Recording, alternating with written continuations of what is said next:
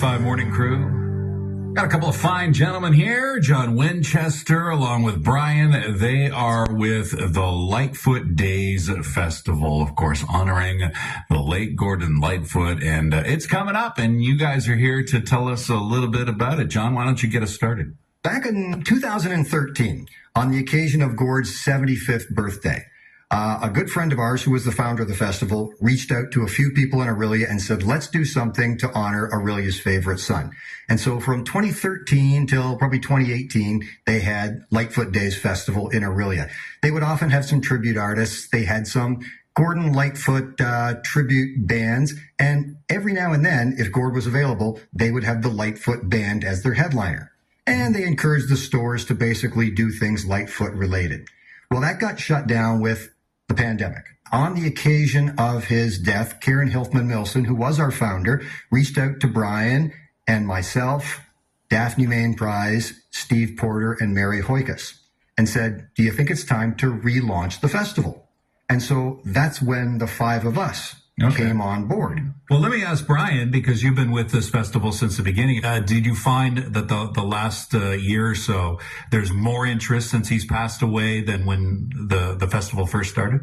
People are still interested in him. Yeah. We have a lot of people come from out of town. It's amazing how far his fame stretched. And people, he's known worldwide.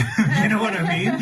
You know, and I think that's important when we have a hero like that to really kind of lean into that, the fact that he's one of ours, right? And celebrate him the way we can, especially when they're not with us, right? So what does this actually entail? We've got, you've got bands coming, you've got tribute artists and whatnot.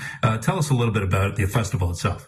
Well, it's a 4-day festival as it was last year. On the Thursday night, we have the Lightfoot Band. Okay. And of course, the stand-in, as he calls himself, Andy Mock, is the new lead singer, new rhythm guitarist. But the rest of the band, this is the Lightfoot Band. There are a lot of really impressive Lightfoot tribute artists and tribute bands out there, and they are good. But there's nothing like the Lightfoot Band. So on the Thursday evening at the Opera House from 7:30 until about 10 o'clock, they are our headliner. Friday in the afternoon at 1 o'clock and 2:30 at Creative Nomad Studios, we have a couple of interactive sessions, and all 5 members of the Lightfoot Band will be there. Plus, seeing how this year is the 50th anniversary of the sinking of the Edmund Fitzgerald, we have an author from Michigan called John U. Bacon. John U. Bacon has a book called The Gales of November, The Untold Story of the Edmund Fitzgerald. And he's interviewed over 100 family members from the people who were on the crew. That's a cool guest. It is a really cool guest. Yeah. And then Friday evening, Brian can talk a little bit about our Memories event. Memories event is, again, a workshop style. I shouldn't say workshop. Very informal, where we have the band and that, and special guests who are going to come in, and they talk about Gord, just as if, almost like a kitchen party, where it sits down, it's very relaxed. Everybody talks about things they did with Gord, things that people never knew about Gord. All right, make sure you check it out. It is lightfootdaysfestival.ca, going down October 30th through November 2nd.